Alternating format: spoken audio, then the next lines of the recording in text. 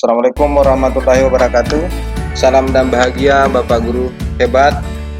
Kembali bertemu dalam demonstrasi kontekstual modul 1.4 tentang budaya positif, penerapan segitiga restitusi.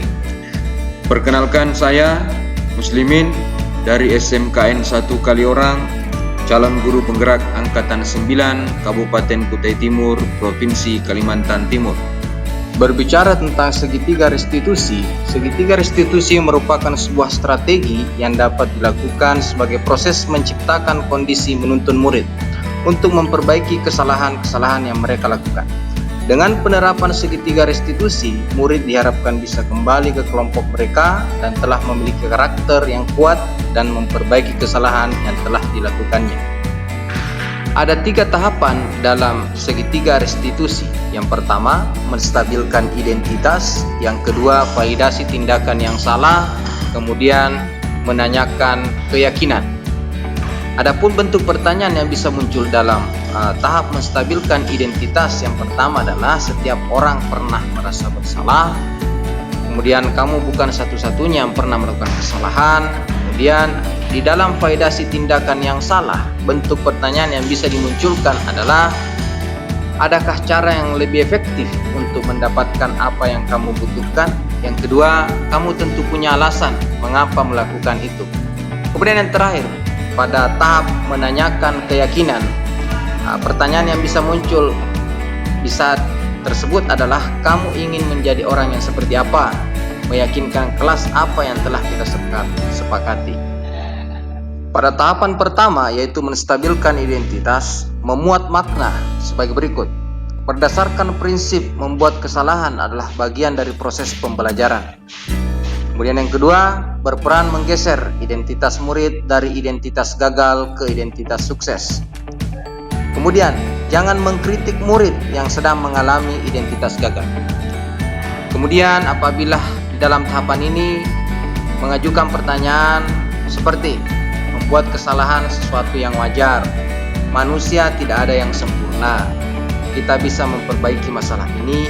Kemudian apakah saat ini kamu tengah menjadi orang baik untuk diri kamu sendiri?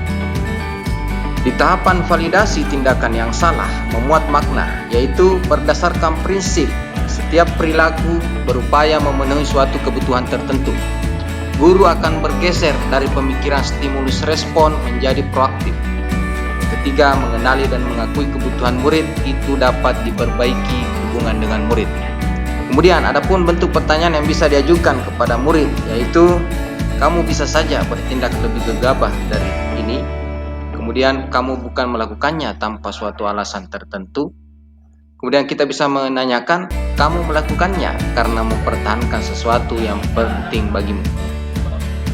Kemudian di tahapan terakhir dari segitiga restitusi, yaitu menanyakan keyakinan. Di tahapan ini bermakna teori kontrol bahwa pada dasarnya kita termotivasi secara intrinsik. Kemudian yang kedua, saat perilaku telah divalidasi dan identitas sukses telah stabil, maka murid telah siap mengaitkan keyakinannya dengan tindakan yang salah. Adapun bentuk pernyataan yang bisa diajukan, yaitu sebagai keluarga atau kelas, apa yang kita yakini. Kemudian nilai-nilai apa yang telah kita sepakati. Kemudian seperti apa gambaran sebuah kelas yang ideal bagi kamu. Kemudian terakhir, kamu ingin menjadi orang yang seperti apa. Penanganan kasus dengan penerapan segitiga restitusi sebenarnya sesuai dengan tahapan sangat diperlukan. Tetapi dalam permasalahan ringan tidak perlu menjalankan segitiga restitusi secara berurutan.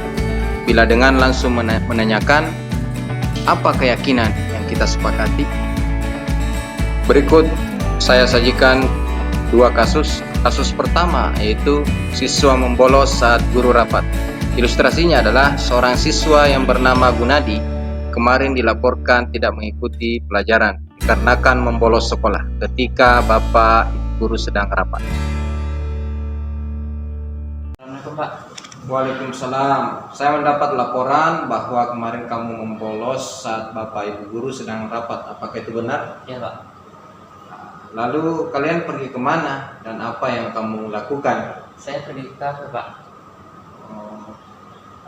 Baik, setiap orang pasti pernah melakukan kesalahan. Coba kamu pikirkan, pergi ke kafe manfaatnya apa kira-kira? Tidak ada, Pak. Lalu membolos yang kamu lakukan kemarin itu benar atau sudah salah? Salah, Pak.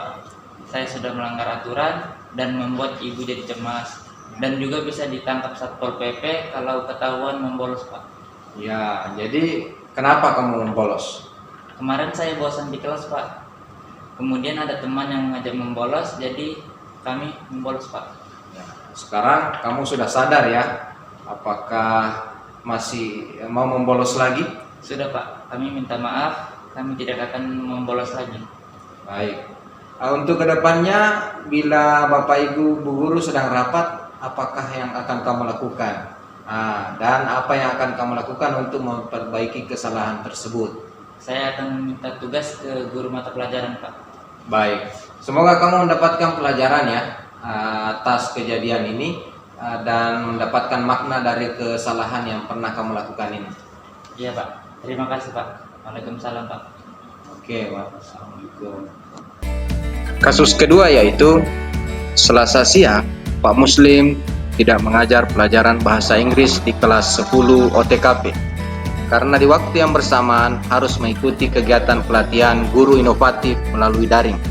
Untuk menghindari kekosongan kelas, Pak Muslim pun memberikan tugas kepada siswa kelas 10 TKP untuk mengerjakan lembar kerja peserta didik yang beberapa jenis kegiatannya yaitu menjawab pertanyaan berdasarkan teks, sehingga murid butuh alat bantu untuk mengartikan. Dan sehari sebelumnya, Pak Muslim sudah menginformasikan kepada seluruh siswa kelas 10 OTKP untuk membawa masing-masing kamus bahasa Inggris untuk digunakan di jam pelajaran bahasa Inggris. Namun, salah satu murid bernama Nirma tidak mengerjakan tugas tersebut dan tidak membawa kamus juga, malah berusaha mengambil kamus murid lainnya, sehingga terjadi keributan. Akhirnya, saat pengumpulan tugas, Nirma tidak mengumpulkan. Keesokan harinya, saat mengoreksi tugas, Pak Muslim menemukan satu anak yang tidak mengerjakan tugas, yakni Nirma. Dan ketua kelas pun melaporkan perilaku Nirma yang tidak membawa kamus dan berbuat keributan di kelas. Saat istirahat, Pak Muslim pun memanggil Nirma untuk klarifikasi kejadian tersebut. Berikut video pelaksanaan segitiga restitusi terhadap kasus tersebut. Selamat pagi, Pak Mus. Ya, selamat pagi Nirma. Ayo silahkan duduk. Kamu tuh ngapain dipanggil Bapak ke sini? Mungkin berkaitan dengan tugas saya dan keributan di kelas kemarin ya, Pak.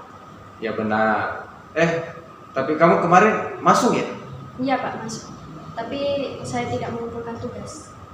Nirma, semua orang pernah melakukan kesalahan, termasuk Bapak. Namun setiap tindakan kita pasti ada alasannya. Kira-kira mengapa kamu tidak mengumpulkan tugas? Juga tidak membawa kamus, malah membuat keributan dengan merebut kamus murid lain. Saya capek, saya juga mengantuk, Pak, karena saya main game hingga larut malam, sehingga lupa menyiapkan kamus untuk bawa sekolah. Kenapa kamu tidak berusaha meminjam kamus saja dengan cara baik ke sama temanmu itu?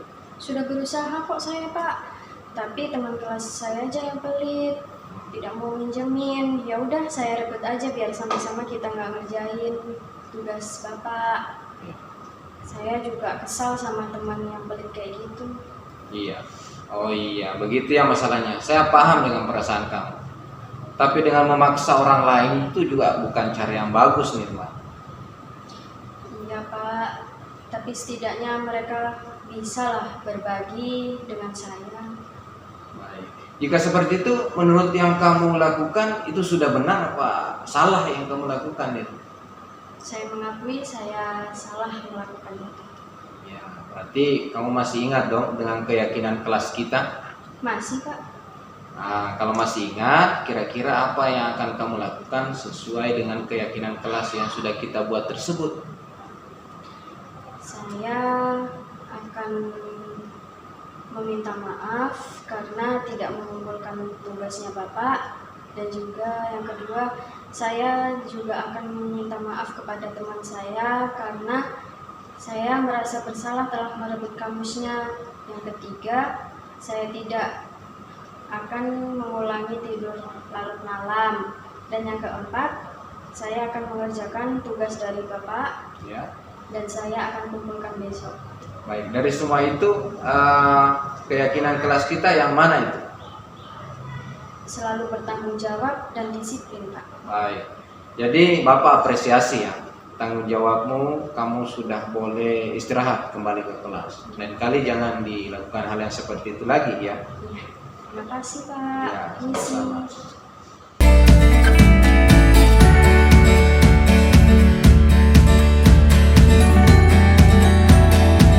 Assalamualaikum warahmatullahi wabarakatuh.